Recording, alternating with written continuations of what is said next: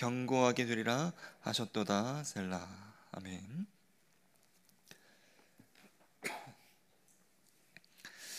성탄을 며칠 앞두고 있는 새벽입니다. 오늘 본문은 우리에게 오신 예수님의 모습을 볼 수 있는 구약 말씀인데요. 다윗과 이스라엘을 향하셨던 하나님의 그 모습에서 참된 왕의 모습을 살펴보는 이 새벽 되기를 소망합니다.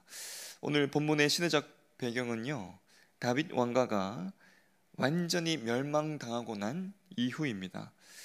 바벨론에 의해서 성전과 성벽이 완전히 불타 무너져 버렸고, 백성들은 바벨론으로 완전히 다 끌려가 버린, 더 이상 이스라엘이라는 나라 자체를 찾아볼 수 없게 된 바로 그 후의 상황인 것이죠. 개인적으로나 그리고 민족적으로나 나라 전체적으로도 더 이상 소망이 없는, 완전히 끝나버린 상황이었습니다. 이스라엘 자신들마저도 자신들의 앞날을 희망차게 보지 않았을 그때, 어떤 민족도 이 이스라엘을 향해서 인격적으로 대하지 않았던 바로 그때, 유일하게 변함없이 예전처럼 이스라엘을 대하고 계시는 분이 오늘 말씀에 등장하는데요, 하나님이십니다. 하나님 앞에 중심을 지키지 않았고 하나님 앞에 거룩함을 지키지 않았던 다윗 왕조와 이스라엘, 하지만 이 자들을 향해서 하나님께서 허락하신 모습은 변함없음과 여전함이었습니다. 이스라엘을 멸망시킨 바벨론보다도 하나님께 더욱 철저하게 그리고 처절하게 멸망받아 마땅한 자들임에도 하나님께서 이들을 향해 허락하신 모습은 여전함, 변함없음이었는데요. 하나님의 이 모습을 누가복음 1장 72절 말씀에는 이렇게 말씀합니다. 우리 조상을 긍휼히 여기시며 그 거룩한 언약을 기억하셨으니. 긍휼히 여기시면서 그리고 언약을 기억하심으로 택한 백성을 향해서 하나님께서 허락하신 모습이 바로 찾아오는 모습이었습니다. 오늘 본 말씀 20절 말씀에 이렇게 말씀합니다. 내가 내 종 다윗을 찾아내어 나의 거룩한 기름을 그에게 부었도다라고 말씀합니다. 여기에서 이 찾아오시는, 택한 백성을 찾아내시는 하나님의 그 모습을 우리가 볼 수 있는데요, 다윗 또한 이렇게 찾아오시는 하나님이 계셨기에 하나님과의 만남이 가능했음을 우리가 찾아볼 수 있습니다. 그리고 하나님은 찾아가셨던 그 모습을요, 세월이 많이 지난 그 후에도 여전히 기억하고 계심을 우리가 오늘 본 말씀을 통해서 볼 수가 있습니다.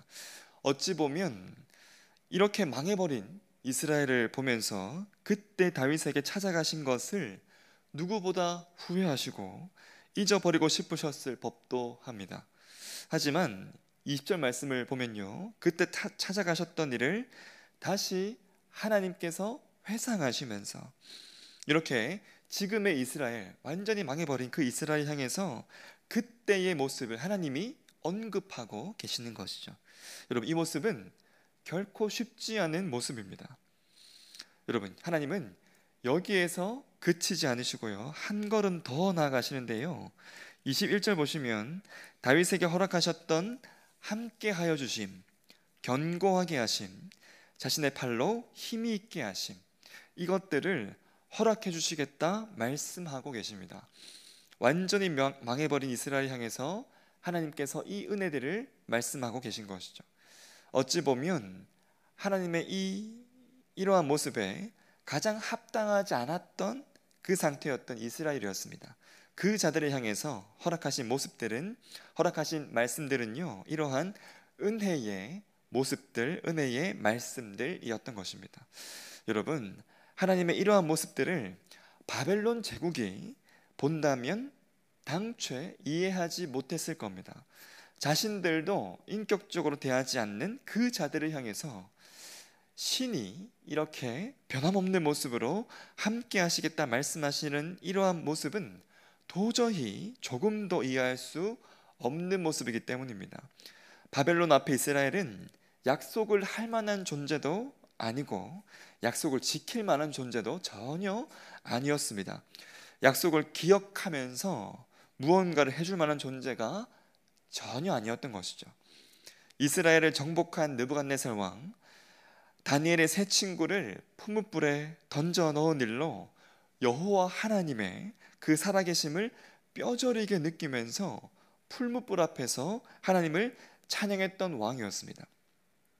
하나님의 살아계심을 각 도에 공문으로 전했던 이 느부갓네살 왕이 오늘 본 말씀의 이 하나님의 모습, 여호와 하나님의 이스라엘을 대하시는 이러한 모습을 본다면 얼마나 더욱 놀라워하겠습니까? 바벨론이 섬기는 그 어떤 신도 보여줄 수 없는 이러한 모습으로 백성과 함께하는 하나님의 그 모습을 볼 때 아마 느부갓네살 왕은 더 큰 찬양으로 하나님을 찬양하였을 겁니다. 이방 왕조차도 더 큰 찬양으로 드높였을 바로 이 모습으로 하나님은 이스라엘 백성들을 변함없이 대하고 계셨던 것입니다. 이스라엘을 향해서 약속을 기억하시고요, 심지어 새로운 약속을 주시는 하나님의 이 모습은 기적과도 같은 모습이었습니다. 모든 것이 망한 채로 모든 것을 잃어버렸던 이스라엘에게 이러한 하나님이 계심은 절망 속에서 모든 것을 다 가진 자들 되게 하는 기적이었던 겁니다. 이 기적과도 같은 모습으로 하나님은 놀라운 약속, 놀랍게 회복될 것을 더 분명히 약속하시는데요, 22절과 23절에서 이스라엘을 원수로부터 그리고 악한 자들로부터 지키실 것과 그 앞에 대적을 박멸하며 미워하는 자들을 하나님께서 치실 것임을, 그리고 그래서 24절처럼 그의 뿔이 높아지게 하실 것을 말씀하고 있습니다. 여러분, 이러한 약속들의 이 내용들과 이러한 하나님의 모습은 하나님께서 옛적 다윗에게 하신 말씀이 꼭 기억나게 하는 말씀인데요, 사무엘하 7장 8절과 9절 말씀에 이렇게 말씀합니다. 그러므로 이제 내 종 다윗에게 이와 같이 말하라. 만군의 여호와께서 이와 같이 말씀하시기를 내가 너를 목장 곧 양을 따르는 데서 데려다가 내 백성 이스라엘의 주권자로 삼고 내가 가는 모든 곳에서 내가 너와 함께 있어 내 모든 원수를 내 앞에서 멸하였은즉 땅에서 위대한 자들의 이름같이 내 이름을 위대하게 만들어 주리라. 여러분, 꼭 이와 같은 말씀인데요, 옛적 다윗에게 말씀하셨던 이 말씀을 기억하시고요, 여전히 그때의 하나님을 변함없이 허락하실 것을 말씀하고 계신 겁니다. 특히 이를 위해서 24절에서 하나님께서 스스로 허락하실 하나님의 그 모습이 바로 성실함과 인자함, 그리고 하나님의 이름으로 보증하시는 일이었습니다. 여러분, 오늘 본 말씀에서 찾아볼 수 있는 하나님의 이러한 이 모습들은요, 참 특별한 모습이지만 사실 특별한 모습이 아닙니다. 하나님께서 이미 수도 없이 이스라엘 백성들을 향해서 보여주시고 허락하신 모습이기 때문입니다. 약속을 허락하시고요, 약속을 기억하시고 약속을 지키시는 하나님의 이 모습은 애굽에서, 그리고 홍해 앞에서, 광야에서도, 그리고 가나안 땅에서도 변함없이 허락하셨던, 수도 없이 허락하셨던 하나님의 모습이었습니다.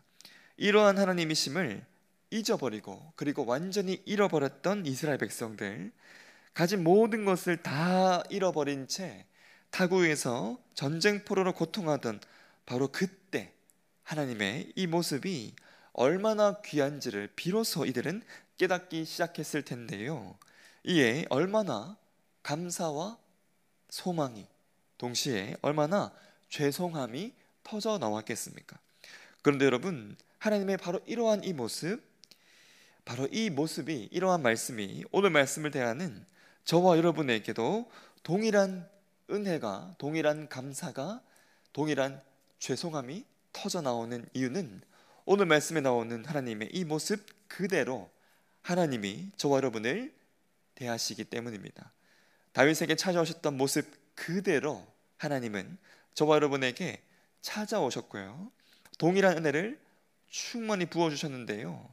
하나님을 찾을 심령도 찾아갈 능력도 없었던 저와 여러분에게 20절 말씀처럼 친히 찾아오셔서 우리를 자녀 삼으시고 기름을 우리 위에 충만히 부어주셨습니다. 이를 통해서 21절처럼 우리와 함께 하여 주시고 견고하게 하시며 그 팔로 우리를 힘있게 하여 주셨습니다. 22절처럼 더 이상 우리 원수 사단으로부터 강탈당하지 못하게 지키시고요, 악한 자가 우리를 공고하지 못하도록 우리와 늘 함께 하신 은혜를 우리에게 동일하게 허락해 주신 것입니다. 그런데 여러분, 이러한 은혜들, 이러한 수많은 하나님의 모습들이 우리에게 허락되도록, 우리를 향하도록 하나님께서 허락하신 일이 있는데요, 바로 예수님께 하나님의 이러한 이 모습들, 이러한 이 은혜들을 박탈하는 일이었습니다. 예수님 잡히시던 그날 밤에는 그 어디에도 21절에 나오는 하나님의 지키시는 손과 힘있게 하는 손이 없었습니다. 예수님께서 십자가에 못 박히기 위해 취조당하시고 희롱당하시며 십자가 위에서 벌거벗긴 채로 못 박혀 달려있던 그날 그 어디에도 22절에 나오는 하나님의 그 모습, 원수가 강탈하지 못하게 하고 악한 자가 공고하게 못하게 하시는 하나님은요, 예수님께 없었습니다.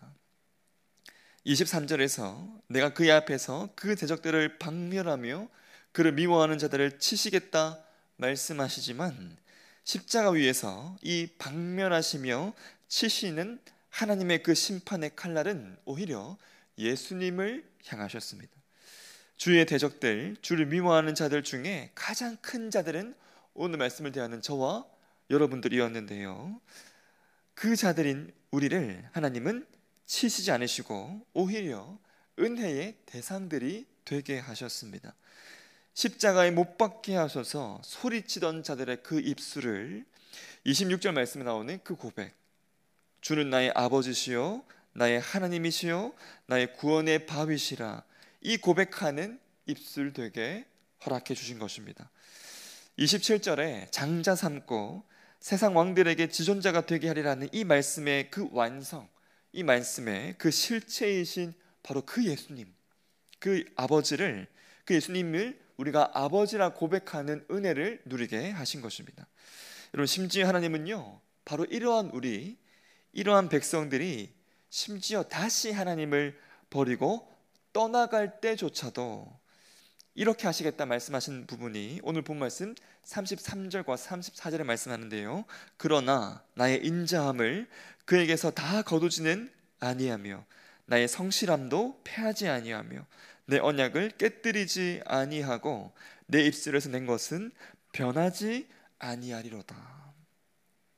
무슨 일이 있어도 택한 백성을 버리지 아니하시는 그 하나님의 백성됨이 얼마나 큰 은혜인지요, 얼마나 큰 소망인지 모릅니다.